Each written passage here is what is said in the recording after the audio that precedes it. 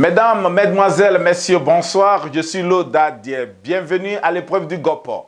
Au sommaire de cette émission, la décision de M. Ouattara de ne plus briguer un troisième mandat en dépit du suspense qu'il entretenait autour de cette question.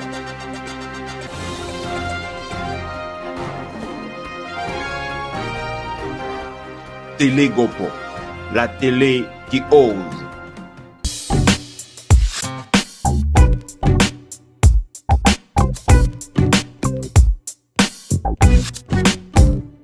À la surprise générale de tous, le 5 mars 2020, M. Alassane Ouattara s'est finalement résolu de ne plus violer la constitution ivoirienne. Je voudrais vous annoncer solennellement que j'ai décidé de ne pas être candidat à l'élection présidentielle.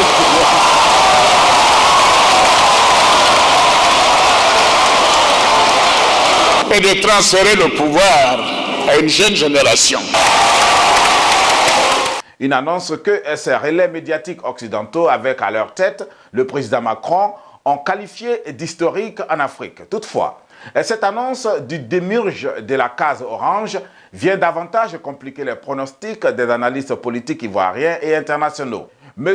Ouattara dit vouloir transférer le pouvoir à une nouvelle génération et ambitionne d'entreprendre une réforme constitutionnelle. De fait et qui désormais trouble le sommeil à l'opposition ivoirienne réduite au rôle de spectateur.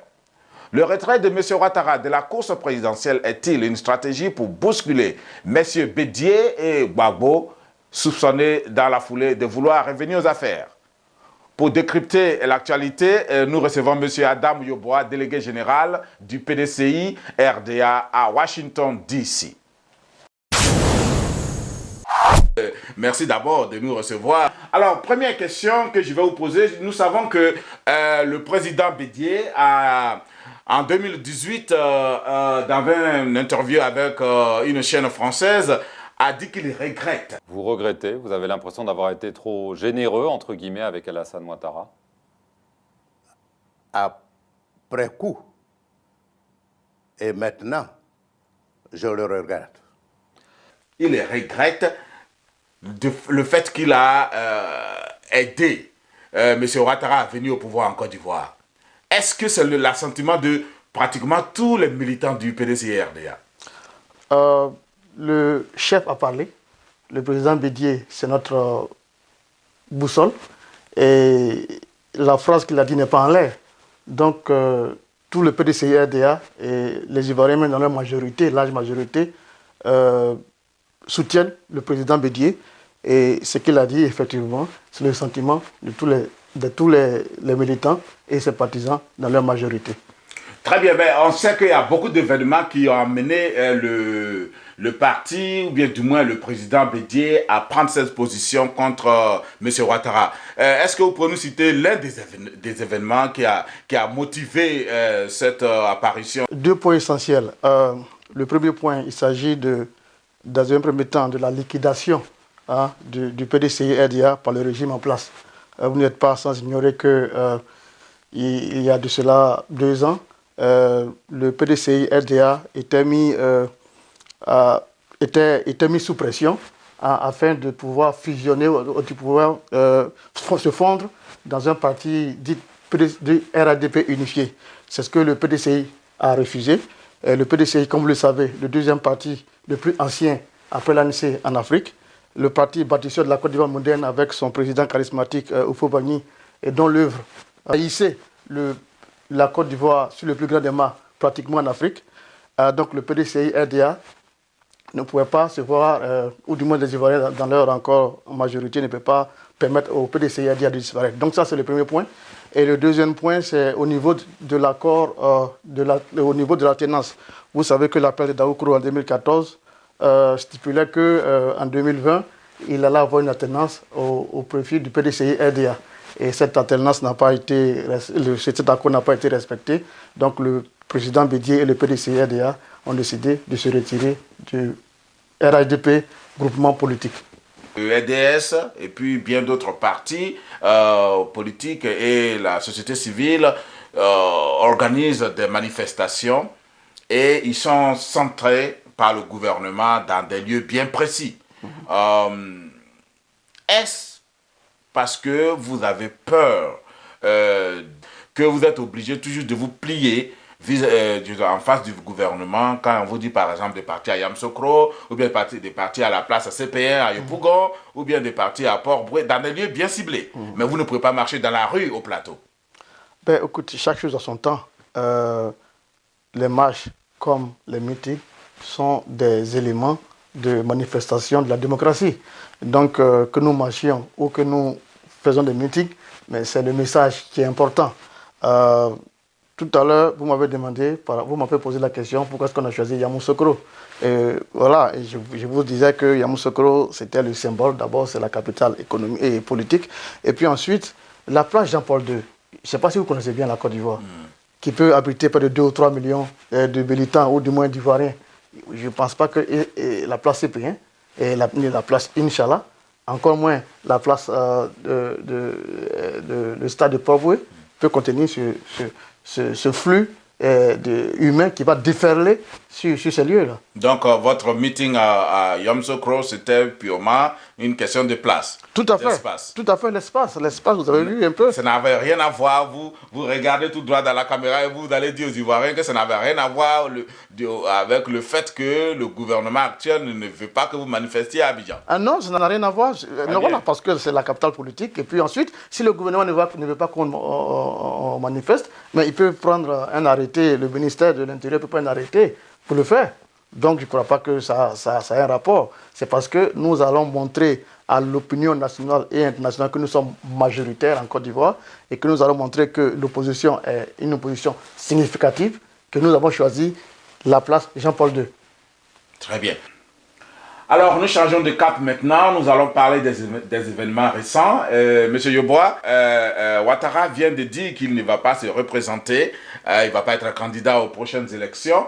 Alors, que pense le PDCI ici aux États-Unis?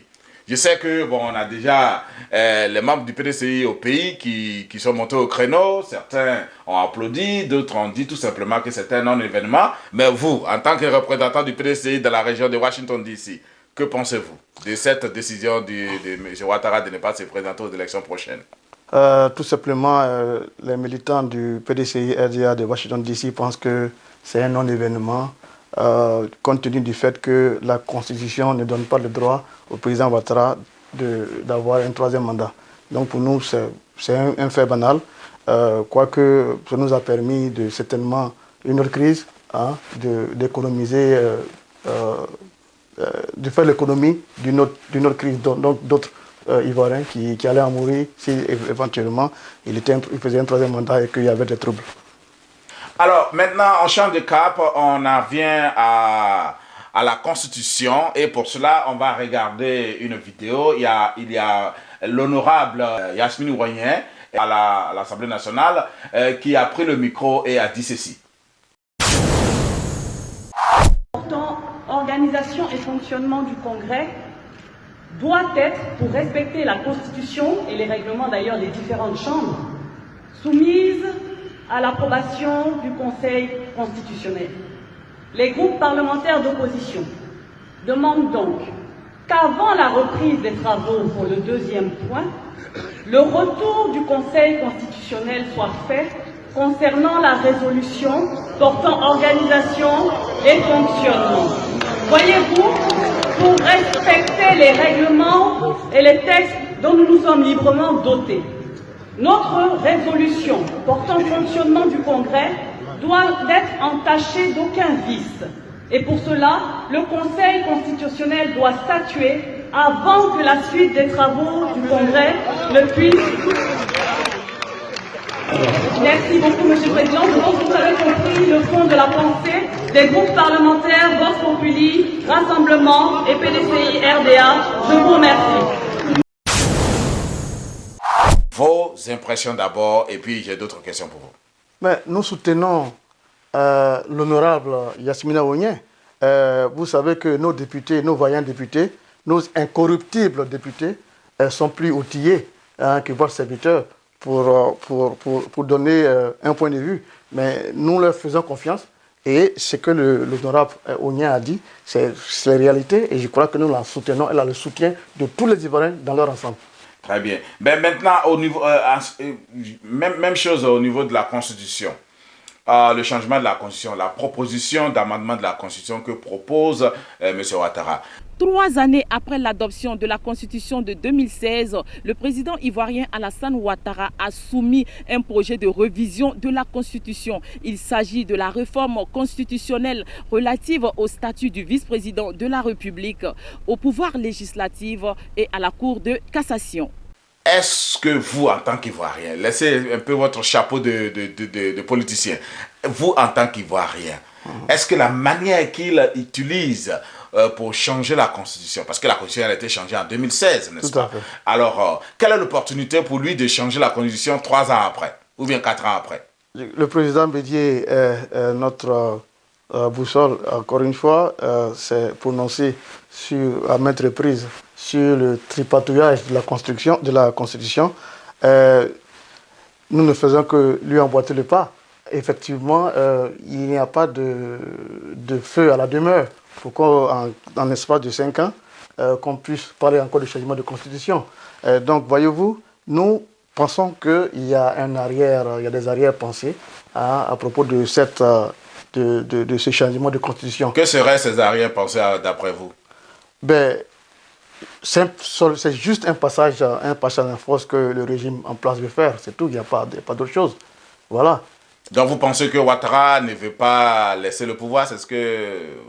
Pas le président, il a dit ouvertement que... Pas le président Ouattara, mais le régime. Le régime même ne veut pas quitter... Tout à fait, le régime veut continuer son hégémonie sur le peuple ivoirien après 2020. Donc c'est pour cela que nous devons nous mettre ensemble, c'est ce que nous sommes en train de faire. Et la CDRP, le groupement politique non idéologique qui a été mis en place par le président Bédié, d'une part, et avec 23 partis politiques, et d'autre part, l'ODS, l'ODS qui englobe à son sein le gros morceau, notre allié, le RPI, et d'autres partis, sont les bienvenus pour faire ce combat. Alors, quels sont vos rapports avec le FPI ici, aux États-Unis?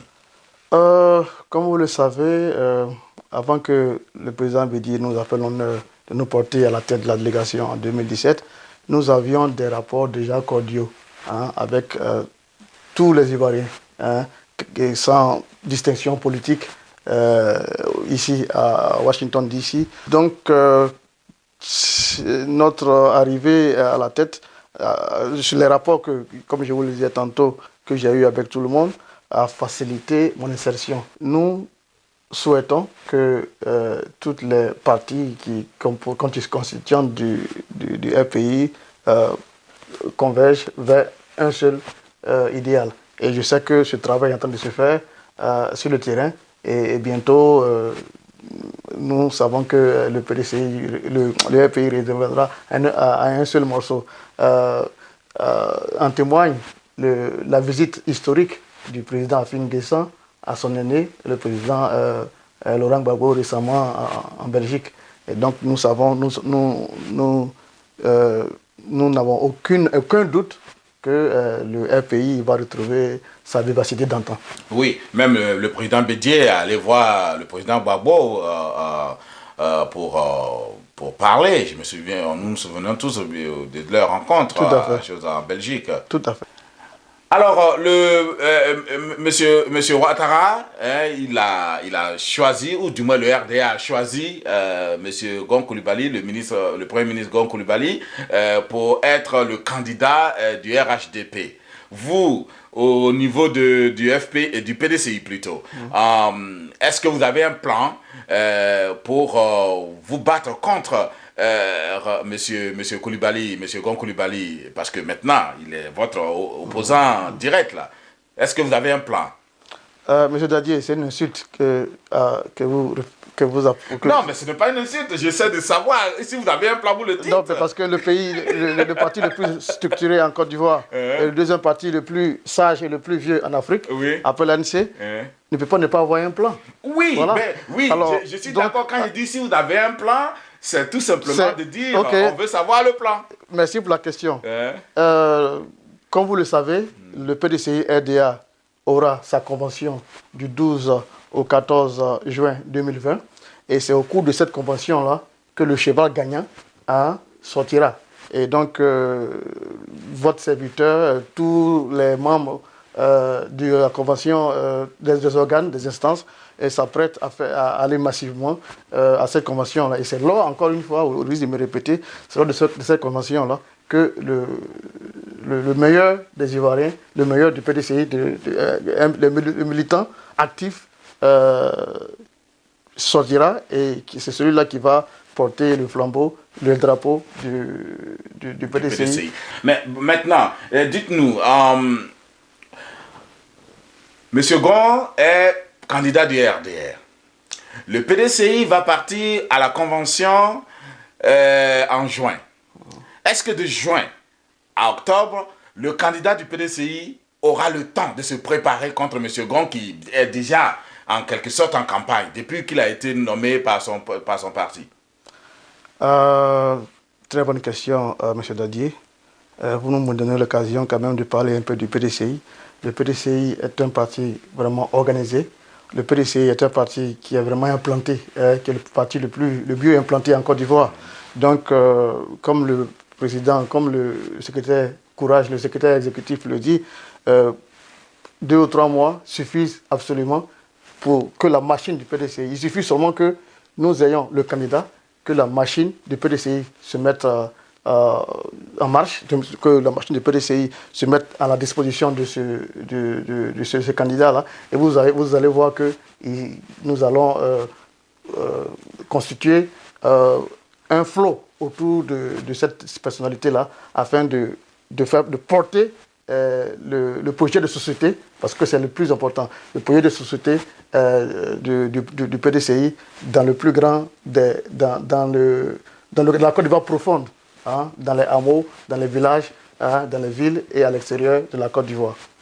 Alors, il y a un fait, et certains analystes de la scène politique ivoirienne ne font que chanter cela, et la communauté internationale, soi-disant internationale, ne fait que chanter cela.